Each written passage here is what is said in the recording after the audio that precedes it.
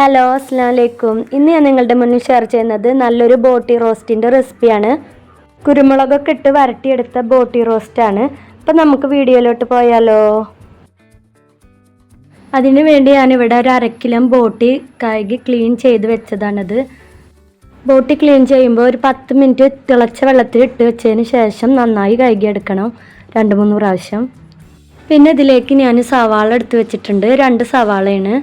പിന്നെ ഇതിലേക്ക് ഞാൻ ഒരു അരപ്പ് തയ്യാറാക്കിയിട്ടുണ്ട്. 1.5 ടീസ്പൂൺ കുരുമുളക് പൊടി, ഒരു വലിയ പീസ് ഇഞ്ചി, ഒരു 50 അല്ലി വെളുത്തുള്ളി, ഒരു 3/4 ടീസ്പൂൺ ചെറിയ ജീരകം, ഒരു 1/2 ടീസ്പൂൺ പെരിഞ്ജീരകം, ഒരു 5 പച്ചമുളക്, ഇതെല്ലാം കൂടി അരച്ചെടുത്തതാണിത്. ഇനി ഞാനിത് ഉണ്ടാക്കാൻ വേണ്ടി ഒരു കുക്കർ അടുപ്പത്ത് വെച്ചിട്ടുണ്ട്. അതിലേക്ക് വെളിച്ചെണ്ണ ഒഴിച്ചു കൊടുത്തിട്ടുണ്ട്. 2 ടേബിൾ സ്പൂൺ 3 ടേബിൾ സ്പൂണിൻ്റെ അവിടേക്കുണ്ടാവും. വെളിച്ചെണ്ണ ഒന്ന് ചൂടായി വന്നാൽ ഒരു 3/4 ടീസ്പൂൺ ഉലുവ ഇട്ട് കൊടുക്കുന്നുണ്ട്.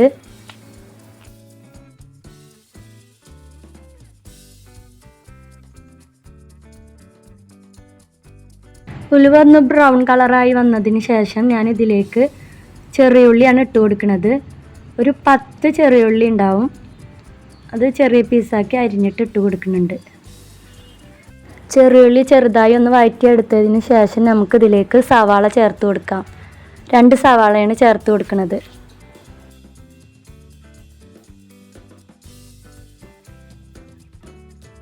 ഇനി ഇതിലേക്ക് കുറച്ച് ഉപ്പ് ചേർത്ത് കൊടുക്കാം. സവാള പെട്ടെന്നൊന്ന് വാടി കിട്ടാൻ വേണ്ടിയിട്ടാണ്.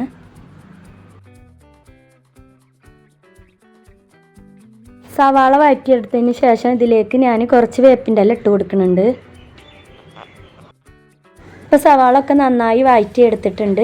ഇനി ഞാനിതിലേക്ക് നമ്മൾ അരച്ച് വെച്ചിട്ടുള്ള ആ മിക്സ് ഇതിലേക്ക് ചേർത്ത് കൊടുക്കുന്നുണ്ട്. ഈ ഒരു മിക്സാണ് നമ്മുടെ ബോട്ടിക്ക് നല്ല രുചി കൊടുക്കുന്നത്. അപ്പോൾ ഇതിൽ പറഞ്ഞിട്ടുള്ള കാര്യങ്ങളെല്ലാം ചേർത്തിട്ട് ഇത് ഇതേപോലെ തന്നെ ചേർത്ത് കൊടുക്കണം കേട്ടോ. അപ്പോഴാണ് നമ്മുടെ ബോട്ടിക്ക് നല്ല രുചി കിട്ടുക. എന്നിട്ട് ഇതിൻ്റെ പച്ച സ്മെല്ല് പോകുന്നത് വരെ നന്നായി വഴറ്റിയെടുക്കാം.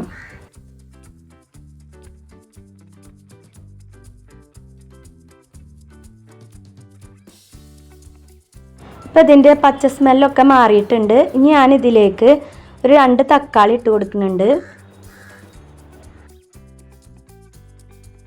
തക്കാളി ഒന്ന് നന്നായി ഉടയുന്നത് വരെ നമുക്കിത് വഴറ്റിയെടുക്കാം.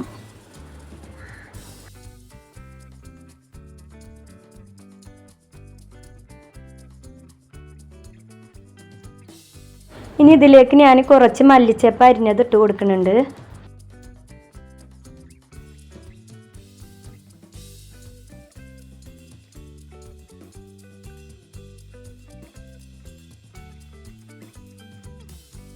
എന്നിട്ട് ഇത് നന്നായി മിക്സ് ചെയ്തെടുക്കുന്നുണ്ട്. ഇപ്പം നമ്മുടെ തക്കാളിയൊക്കെ ഇവിടെ വഴന്ന് വന്നിട്ടുണ്ട്. ഇനി ഞാനിതിലേക്ക് പൊടികൾ ചേർത്ത് കൊടുക്കുകയാണ്. ഒരു 1/2 ടീസ്പൂൺ മഞ്ഞൾപ്പൊടി, 1 ടീസ്പൂൺ മുളകും പൊടി, 2 ടീസ്പൂൺ മല്ലിപ്പൊടി, 1/2 ടീസ്പൂൺ ഗരം മസാലപ്പൊടി,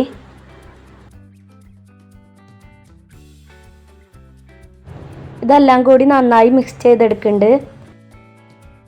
ഈ മല്ലിപ്പൊടിയുടെ മുളകും പൊടിയുടെ ഒക്കെ പച്ച സ്മെല്ല് മാറുന്നത് വരെ നമുക്കിത് നന്നായി വഴറ്റിയെടുക്കാം. ഇപ്പോൾ ഇതിൻ്റെ പച്ച സ്മെല്ല് മാറിയിട്ടുണ്ട്. ഇനി ഞാനിതിലേക്ക് 1 ടീസ്പൂണും കൂടി കുരുമുളക് പൊടി ചേർത്ത് കൊടുക്കുന്നുണ്ട്. ഇതിലേക്ക് മുളകും പൊടി കുറച്ചേ ചേർത്ത് കൊടുക്കണുള്ളൂ. നമ്മൾ കുരുമുളക് പൊടി ഇടും, പിന്നെ നമ്മൾ അരച്ച് ചേർത്തിട്ടുണ്ട് കുരുമുളകും പച്ചമുളകും. അപ്പോൾ അതിൻ്റെ ഒക്കെ എരിവാണ് ഇതിൽ വേണ്ടിയത്. ഇനി ഇതൊന്ന് മിക്സാക്കിയതിന് ശേഷം നമുക്കിതിലേക്ക് നമ്മൾ എടുത്ത് വെച്ചിട്ടുള്ള ക്ലീനാക്കി വെച്ചിട്ടുള്ള നമ്മുടെ ബോട്ടി ചേർത്ത് കൊടുക്കാം. ഞാൻ ഈ ബോട്ടി കഴുകുമ്പോൾ കുറച്ച് മഞ്ഞൾപ്പൊടി ചേർത്തിട്ടുണ്ടായിരുന്നു, അതാണ് ഈ മഞ്ഞ കളറ്.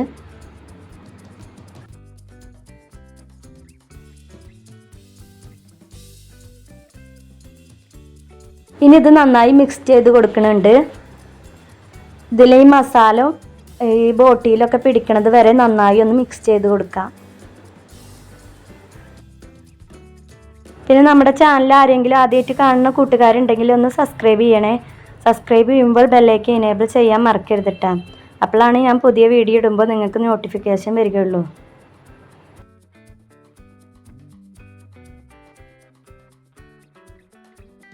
ഇപ്പം ഇത് ഞാനിവിടെ നന്നായി മിക്സ് ചെയ്തെടുത്തിട്ടുണ്ട്.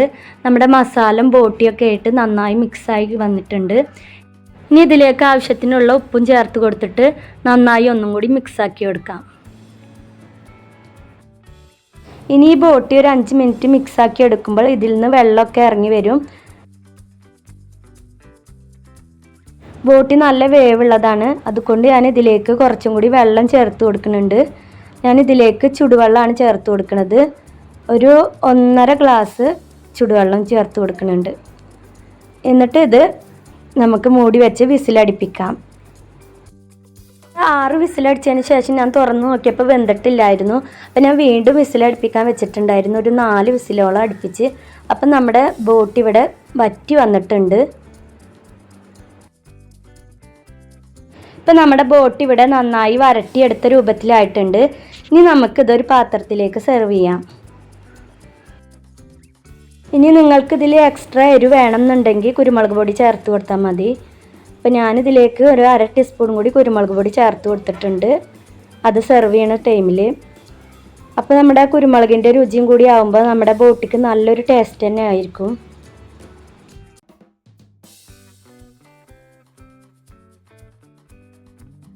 അപ്പോൾ ഇതാ നമ്മുടെ ബോട്ടി റോസ്റ്റ് ഇവിടെ റെഡി ആയിട്ടുണ്ട്. ഇത് നല്ല ടേസ്റ്റാണ്. നമുക്കിത് പൊറോട്ട, ചപ്പാത്തി, അപ്പം എന്തിൻ്റെ കൂടെ കഴിക്കാം. ചോറിൻ്റെ കൂടെ വേണമെങ്കിൽ കഴിക്കാം. നല്ല ടേസ്റ്റാണ്. ഇതുപോലെ കുരുമുളകും നല്ല ജീരകവും ഇതൊക്കെ ഇട്ടിട്ട് അരച്ചിട്ട് വെക്കുമ്പോൾ നല്ല ടേസ്റ്റാണ്. പിന്നെ ഇതിൻ്റെ കൂടെ കൊള്ളി പുഴുങ്ങിയതും കൂടി ഉണ്ടെങ്കിൽ പറയാനൊന്നുമില്ല. നമുക്ക് അത്രയും അധികം കിടിലൻ ടേസ്റ്റ് തന്നെയാവും കൊള്ളിയുടെ കൂടെ ഇത് കഴിക്കാൻ. ഞാനിതിൻ്റെ മേലൊക്കെ കുറച്ചും കൂടി മല്ലിച്ചപ്പ് വിതറി കൊടുക്കുന്നുണ്ട്. അപ്പോൾ ഇത്രയുള്ള ബോട്ടി റോസ്റ്റിൻ്റെ റെസിപ്പി നിങ്ങൾ ഇതുപോലെ ഒന്ന് ട്രൈ ചെയ്തിട്ട് ഫീഡ്ബാക്ക് അറിയിക്കുമല്ലോ.